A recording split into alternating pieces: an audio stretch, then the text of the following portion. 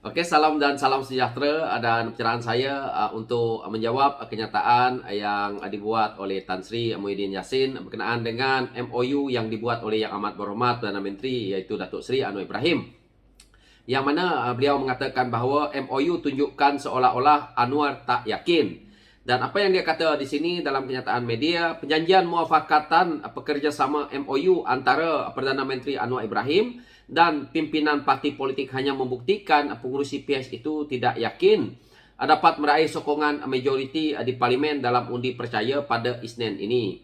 Dakwa pengurusi Perikatan Nasional iaitu Tan Sri Muhyiddin Yassin. Dan dia juga membangkitkan klausa dalam MOU itu yang mana memaksa ahli parlimen daripada parti kerajaan mengosongkan kerusi jika mereka tidak menyokong Perdana Menteri dalam usul berkaitan undi percaya, rang undang-undang bekalan atau sebarang usul berbentuk prosedur dalam parlimen. Dan kenyataan Tan Sri Muhyiddin Yassin ini juga mengatakan bahawa di dalam mana-mana perjanjian atau undang-undang sebelum ini dan mana-mana perlembagaan menunjukkan seolah-olah Perdana Menteri tidak yakin beliau akan mendapat sokongan majoriti ahli Dewan Rakyat. Jadi daripada kenyataan Tan Sri Muhyiddin Yassin ni, saya melihat bahawa Tan Sri Muhyiddin Yassin teramat gila-gila untuk nak menjadi Perdana Menteri, untuk mempertahankan bahawa beliau boleh juga mendapat majoriti ataupun boleh mendapat sokongan daripada ahli-ahli parlimen. Ini yang saya lihat sebelum-sebelum ini apabila jatuhnya kerajaan Pakatan Harapan itu disebabkan oleh Tan Sri Muhyiddin Yassin ni. Pada saya ya, maaf kalau saya agak celupal ataupun agak lancang mulut saya berkenaan dengan isu ini. Pada saya kita boleh lihat apa yang terjadi setelah PRU ke-14 dan akhirnya kita lihat ahli-ahli parlimen yang melompat ramai yang sudah pun terjatuh terduduk. Umpamanya yang kita boleh lihat Datuk Zuraida, Datuk Seri Azmin Ali dan beberapa yang lain yang mana pimpinan-pimpinan ini bukan calang-calang orang daripada PKR tapi boleh dijatuhkan. Jadi apa yang saya nak lihat untuk kita semua faham, orang yang nak ikut hasutan Tan Sri Muhyiddin Yassin dan juga Presiden PAS ni pada saya adalah ahli parlimen yang pada saya amat bangang dan amat tamak dan rakus. Kerana kita tahu Tan Sri Muhyiddin Yassin cuba menarik sokongan daripada ahli parlimen yang ada dalam gabungan parti lain, tetapi beliau tidak nak ikut orang lain.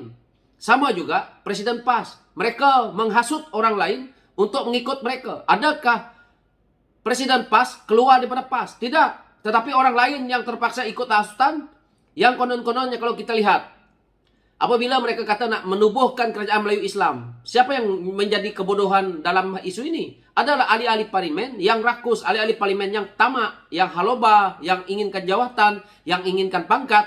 Akhirnya mereka membentuk kerajaan ini, siapa yang untung? Mereka-mereka yang keluar ini tadi, hanya untung sebentar. Tetapi Tan Sri Muhyiddin Yassin dan juga Tan Sri Adi Awang, mereka kekal untung dalam bacaan politik. Jadi jangan diperbodohkan oleh dua tokoh ini. Tokoh ini pentingkan diri mereka sendiri. Kenapa ahli-ahli parlimen nak mengikut rentak orang gila ni? Jadi ini yang sebenarnya. Hari ini dia menghasutkan ahli-ahli parlimen yang berada dalam kerajaan perpaduan ini untuk mengikut mereka. Apa akan terjadi? Orang ini nanti mungkin akan dibicarakan. Orang ini mungkin akan dibuang daripada parti mereka. Adakah Tan Sri Muhyiddin Yassin dan Tan Sri Abdul Hadi Awang nak bertanggung jawab? Tidak jawapan dia. Kita dah lihat buktinya. Hari ini, apabila Zuraida contohnya, Azmin Ali contohnya, sudah pun kalah. Peja contohnya, dah pun kalah. Adakah Tan Sri Adi Awang akan bertanggung jawab? Adakah mereka nak ambil 3 orang tokoh ni masuk ke dalam parti mereka? Tidak. Tetapi dulu mereka inilah yang bertanggung jawab menghasut mereka. Walaupun mereka ini orangnya baik atau tidak dalam politik, tetapi termakan hasutan ini akhirnya kerjaya politik mereka hancur. Ini adalah satu contoh yang kita boleh lihat.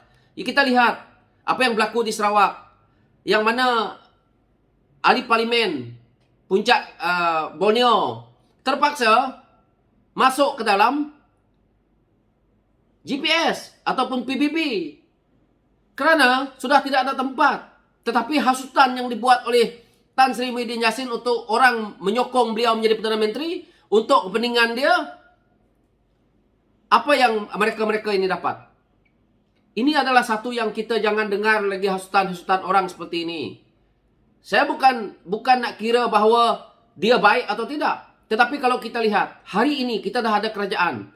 Kerajaan ini baik atau tidak adalah tergantung kepada ahli-ahli parlimen yang nak menentukan, ataupun pemimpin utamanya Datuk Seri Anwar Ibrahim yang nak menentukan hala tuju negara ini. Kalau kita asyik tumbang jatuhkan kerajaan, apa yang untung? Ahli-ahli parlimen kalau kena ambil iktibar daripada apa yang dah berlaku di PRU ke-14 itu. Jadi kerajaan Pakatan Harapan itu tumbang disebabkan oleh pengkhianatan yang dibuat oleh Tan Sri Muhyiddin Yassin kerana hendak menjadi Perdana Menteri, dicucuk pula ditambah lagi dengan pimpinan PAS seperti Presiden PAS ini. Akhirnya mereka boleh menubuhkan kerajaan itu memang akan cukup majoriti, tetapi apa impaknya kepada rakyat? Apabila dalam waktu yang sama COVID melanda, kematian banyak, lepas itu kita tahu dana COVID pun berbilion-bilion, macam tu saja, tidak payah dibentang ke di parlimen. Lepas tu parlimen tutup buka, darurat sana, darurat sini. Tan Sri Muhyiddin Yassin sendiri tak pernah membuat keabsahan.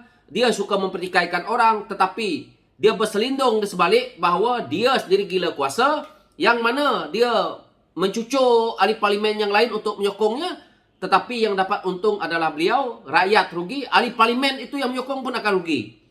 Apa yang kita boleh dapat daripada hasil yang seperti ini? Hari ini dia mempertikaikan MOU ini. Apa dia yang dia nak pertikaikan tentang MOU ini? Ini adalah MOU di antara mereka yang nak membentuk kerajaan. Yang kau sibuk kenapa? Apakah MOU ini mencucuk buntut Tan Sri Muhyiddin Yassin ataupun Tan Sri Abdul Hadi Awang? MOU ini untuk mereka supaya menguatkan, ada kertas dia, orang kata adalah dia punya jalan cerita dia bahawa gabungan ini ada hala tuju dia. Bukan kita nak tubuhkan kerajaan itu dengan gabungan parti itu yang mana tidak ada lagi. Sebelum ini kita ada pun Tan Sri Muhyiddin Yassin langgar begitu saja. Jadi Tan Sri Muhyiddin Yassin ni saya lihat dia dengan Tan Sri Abdul Hadi Awang ni tidak pernah nak mengikut rentak pelembagaan, ikut rentak undang-undang. Mereka buat undang-undang sendiri. Ini yang pada kita rakyat ni harus tengok. Dia mempertikaikan isu MOU ini. Kita bayangkan. Ini untuk kebaikan komponen parti yang ada itu. Jadi, apa benefitnya kepada GPS yang ikut dalam gabungan ini? Sudah tentu untuk matlamatnya apabila Perdana Menteri terang-terang memberi arahan kepada timbalan Perdana Menteri untuk menguruskan dalam waktu segera, yaitu MA63 untuk Sabah dan Sarawak dalam waktu sebulan ini. Jadi disitulah terkandungnya dalam MOU itu juga. Jadi itu gunanya MOU itu. Bukan takut ke parlimen, takut tak cukup majoriti. Tetapi kita untuk mendapat impak yang terbaik. Ini satu perkara yang saya nak beritahu kepada rakyat jelata, yang mana kita harus faham. Lepas ini kalau parlimen buka, kalau usul MA63, kita lihat apakah Bersatu dan PAS ini menyokong. Kalau Bersatu dan PAS ini tidak menyokong, bermaksud lepas ini parlimen yang melibatkan Sabah dan Sarawak, asal ada aja komponen Bersatu dan PAS, jangan sokong. Ada saja PAS dan Bersatu dalam negeri Sarawak masuk, jangan bagi undi. Kerana mereka dah mendaharka kepada dua wilayah ini. Jadi kita kena tunggu di sidang parlimen ini, kalau usul MA63, Malaysia Agreement tu, 1963 tu, tidak mereka sokong, bermaksud PAS dan Bersatu ini adalah parti yang mengkhianat kepada mandat MA63. Mereka tidak iktiraf Sabah Sarawak masuk dalam Malaysia. Itu saja, mudah. Jadi jangan mereka cuba bermain-main dengan politik mereka, dengan anak muda bodoh. Jadi ini pencerahan saya yang agak tajam kepada dua pemimpin utama ni yang suka memain isu kaum dan agama ni. Dia ingat anak muda hari ni bangang, dah tak pandai nak berbicara, bangang tak tahu nak berfikir.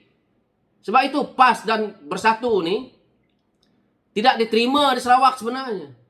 Yang Ali Biju ni pun nasib baiklah di kawasan dia tu, Seratok tu, ada sedikit pengaruh kalau orang faham akan politik, orang tolak Ali Biju tu sebagai wakil daripada Bersatu ni.